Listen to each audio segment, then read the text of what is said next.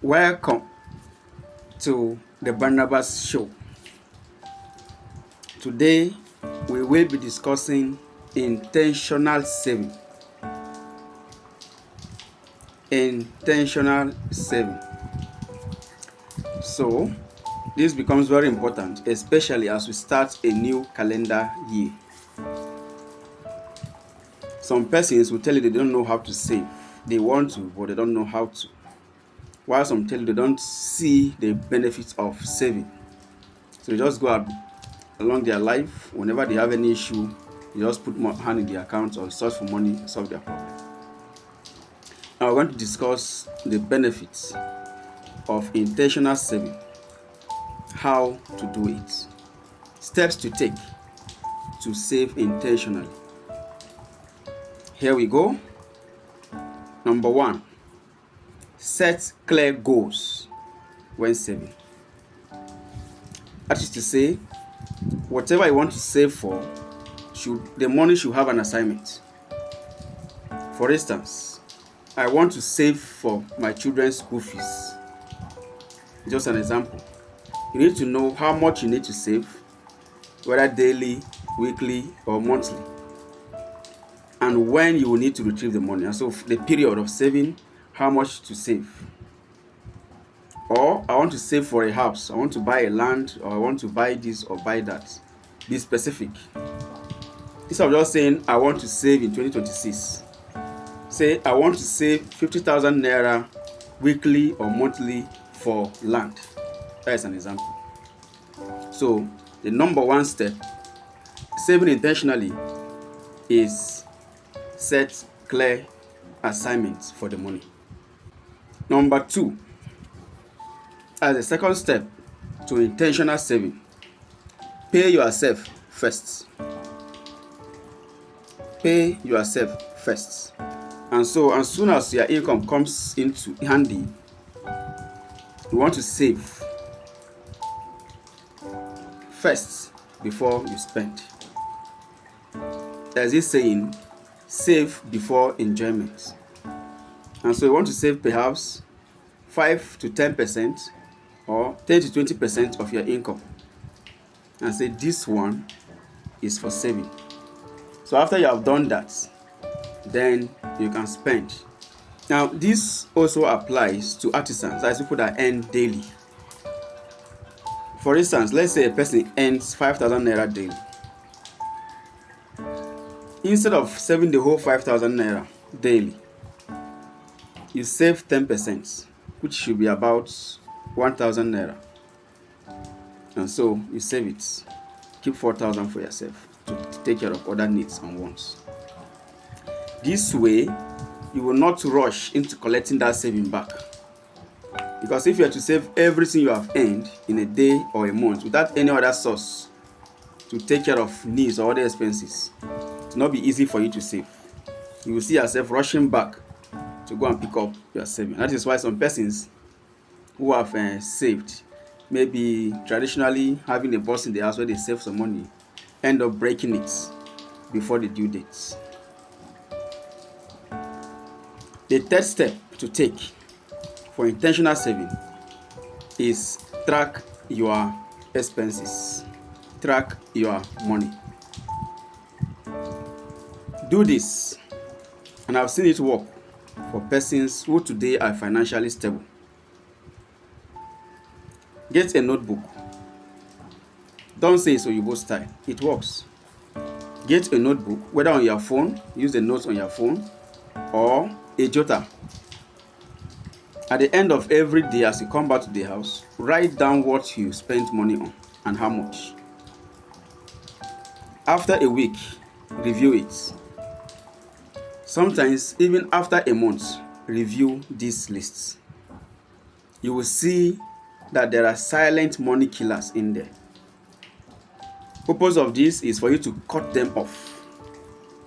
Cut off those things that are unnecessary, that you could go on without. And so cutting down your expenses, silent money killers that are not necessary, will help you to save. That money you cut off can mean increased saving. The next step is increase your income. In as much as it is important to cut down expenses, it is also more realistic to increase your income. And so do not depend on one source of income.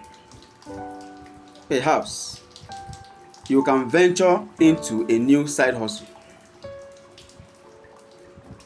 That is, you can start another business, or you could go into farming. Now, if you go into farming, for instance, you'll be able to save money that you would have otherwise spent on food. At least a small farm will be able to produce what you can eat. Another way to increase your income is to monetize what you already know. Monetize what you already know. Some of us have skills that we just use to help others free, and we complain that we don't have anything we can earn on. For instance, somebody knows how to plait hair, but decides to plait people for free. While it is good to help others, that is a skill you can monetize, which can give you money or income. Some people know how to give advice. Do you know that there are people who feed themselves mainly by giving advice? It might sound funny, but it is true. So monetize what you already know. That way you can increase your income. Next step, avoid bad debts. Clear your old debts. This is very important. Some people are servicing high interest loans, and these high interest loans could mean that such a person can never be able to save. What will you say of somebody who collects 100,000 naira and pays 30,000 naira monthly? What sort of job or business will the person do to be able to pay back this interest? Not talking of the principal. So if you want to save intentionally, one thing you need to do, you must do, is as much as possible clear those bad debts, and then avoid new bad debts. If you must borrow, it should not be for consumption. Whatever you borrow should bring in more income. Let me see if I can break that down. Some have borrowed to buy, let's say, a motorcycle. That motorcycle will not generate income, which you can still eat later. You can still use to solve your problems later. Or at least it is there to generate more income. It is quite different from somebody who borrows just to go and buy foodstuff and eat at home. I don't know if you understand it. If you must borrow, let what you borrow bring in more income. Now, the seventh step in intentional saving is to choose a reliable partner. Some persons choose their banks or any banks around them to save with. But today, I'm going to talk to you about Empire Savings and Loans. We at Empire have been at this business for the past 7 years. Testimonies from different individuals can verify to our honesty in this business. Now we have 3 7 packages. The first one is the regular savings. With this regular savings, you can save daily, weekly, or monthly, and then collect your savings whenever the need arises. You don't need to give us notice. Just tell us you need your savings and we'll give you your money. And so this is flexible. Some persons use it to save for school fees. Some use it to collect it at the month end and reinvest back into their business. Others use it for emergencies. So whenever they have a need, instead of going to somebody to start explaining having an health And then at the end, the person will tell you, sorry, if you had come yesterday. These persons will save with Empire on what we call the regular savings. And so when the need arises, they collect. The second type of saving we do is our premium saving, where we do end of year food savings. And so persons pay a given amount daily, weekly, or monthly. And by the first week of December, we use this same money to purchase food items for them. The food items are stated or provided for in the passbook. If you're interested in this, you can go to our page on Facebook, Empire Savings and Loans, or follow my personal handle on Facebook, Barnabas Lewis. It is stated there. Or just chat me up and I'll send you a copy of all the food items. You make your choice from any of the packs. And the third savings we have is called the gold savings or gold card.